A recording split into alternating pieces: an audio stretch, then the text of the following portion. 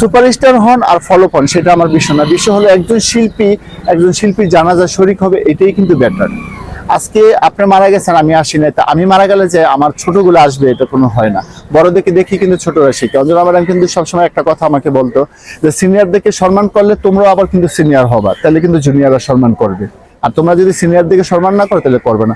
তা আসলে আমরা অনেক সম্মান করেছি, সিনিয়রদেরকে দেখলে আমরা ঠিক মতো বসি নাই, বা যারা মিশুক তাদের সাথে কথা বলেছি, যারা কম কথা বলা দরকার কম বলেছি। সিনিয়রদেরকে আমরা সম্মান করছি, সেই সম্মান কিন্তু আমরা পেয়েছি।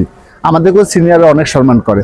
এই যে আজকে সমিতিতে আসলাম, মিশা ভাই দেখে জড়াইয়া ধরলো, দিয়ে তার দেখে জড়াইয়া ধরলো, এই যে বুকের ভিতরে জড়াইয়া নিল, এই ভালোবাসাটাই তো আমাদের সারা জীবন থাকবে, তাই না?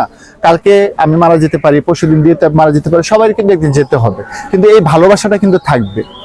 আজকে মিডিয়ার সামনে আমি বলতেছি তাদের কথা, আজকে তারা ভালো করেছে বলে বলেছি। তা আমি মনে করি যারা মারা যায়, সিনিয়র শিল্পীরা মারা গেলে আপনারা অবশ্যই আসবেন।